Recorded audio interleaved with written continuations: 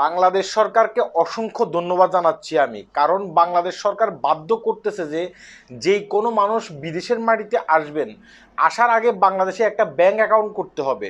এই bank account আপনাকে দেখাতে হবে বাংলাদেশ সরকারকে, আমার একটা ব্যাংক অ্যাকাউন্ট আছে, পরবর্তীতে আপনি বিদেশের মাটিতে যেতে পারবেন। এই ব্যাংক অ্যাকাউন্টটা কখন দরকার হবে?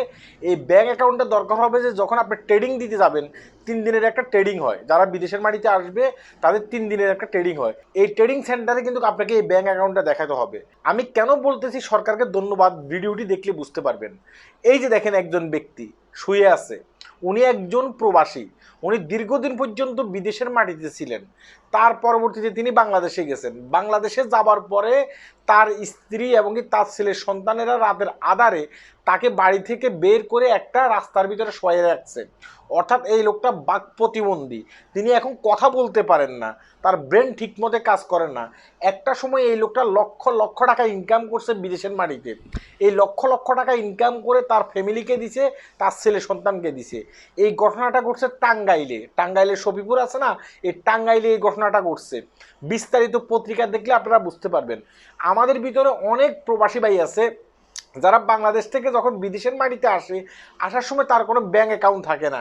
তার চিন্তা ভাবনা হচ্ছে আমি বিদেশের মাটিতে যাবো, সেখান থেকে আমার বাবার অ্যাকাউন্টে টাকা দেবো, আমার মায়ের অ্যাকাউন্টে টাকা দেবো, কিংবা আমার স্ত্রীর অ্যাকাউন্টে টাকা দেবো, কিংবা আমার সন্তানের অ্যাকাউন্টে টাকা দেবো। টাকা তো আমার ফ্যামিলিতে যাবে, তাই না? এই চিন্তা ভাবনা করে অনেক প্রবাসী কিন্তু বিদেশের মাটিতে আসে, তার কোনো ব্যাঙ্ক অ্যাকাউন্ট থাকে না। পরবর্তীতে এখান থেকে যখন টাকা পাঠানো শুরু করে এক এক করে, তখন বাড়িতে থাকা তাদের ফ্যামিলির গেড়ি কিন্তু অনেক মোটা হয়ে যায়, মানে গলা অনেক মোটা হয়ে যায়। কথা কি বুঝতে পারছেন? এই টাকা পেয়ে পরবর্তীতে একটা সময় যখন এই প্রবাসী বিদেশের মাটিতে পরিশ্রম করে, সে বুঝতে পারে যে আমি পরিশ্রম করে টাকা ইনকাম করতেছি, এই টাকার একটু হিসাব নিই। যখনই আপনি আপনার ফ্যামিলির কাছে এই টাকার হিসাব চাইতে যাবেন, তখনই আপনার ফ্যামিলি কি করবে?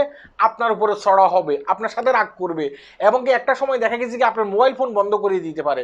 কিংবা আপনি বাংলাদেশে গেছেন, সেখানে যাওয়ার পর আপনার সন্তান আপনাকে বাবা বলে পরিচয় দিচ্ছে না, কিংবা আপনার স্ত্রী দেখা গেছে কেউ একটা সময় আপনাকে ডিভোর্স দিয়ে চলে যাচ্ছে। আবার দেখা যাচ্ছে যে আপনার যে মা বাবা আছে না, মা বাবা দেখা গেছে কি আপনার অন্য আরেকজন ভাইকে বেশি টেক কেয়ার করতেছে আপনার থেকে, অর্থাৎ আপনাকে কোনো মূল্যই দিচ্ছে না। তখন আপনি কি করবেন? তাই বলতেছি যে এই যে বাংলাদেশ সরকার যে বাধ্য করতেছে প্রবাসীদেরকে একটা করে ব্যাংক অ্যাকাউন্ট করার জন্য, আপনি যখন বিদেশের মাটিতে আসবেন আপনি কি করবেন? আপনার প্রতি মাসে কষ্ট অর্জিত কিছু টাকা আপনার ওই ব্যাংকের মাধ্যমে রাখবেন, মানে আপনি যে ব্যাংক অ্যাকাউন্ট করে আসবেন সেই ব্যাংক অ্যাকাউন্টের মাধ্যমে রাখবেন।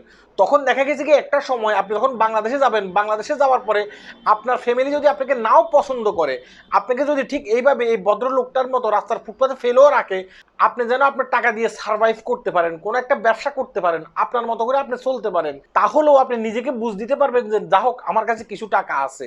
নয়তো বা এই বাইটার মতো রাস্তার ফুটপাতে কাঁদতে হবে, এই লোকটা কথা বলতে পারতেছে না, তার ব্যান্ডের ভিতরে রক্তক্ষরণ হচ্ছে, কিন্তু তার স্ত্রী এমনকি তার সন্তান তাকে রাস্তার ফুটপাতে রেখে দিয়েছে। এটা থেকে কিন্তু আমরা অনেক কিছু শিখতে পারি। আমরা যারা বিদেশের মাটিতে অনেক পরিশ্রম করে টাকা ইনকাম করি, আমরা যেন আমাদের কষ্ট অর্জিত কিছু টাকা আমাদের ব্যাংক ব্যালেন্সে রাখি, আমাদের ফ্যামিলি যদি আমাদেরকে ফেলেও দেয়, যেন সেই টাকা দিয়ে আমরা চলতে পারি। আশা করি এখান থেকে অনেক কিছু শিখতে পারবেন।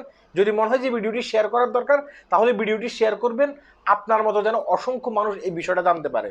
আল্লাহ হাফেজ।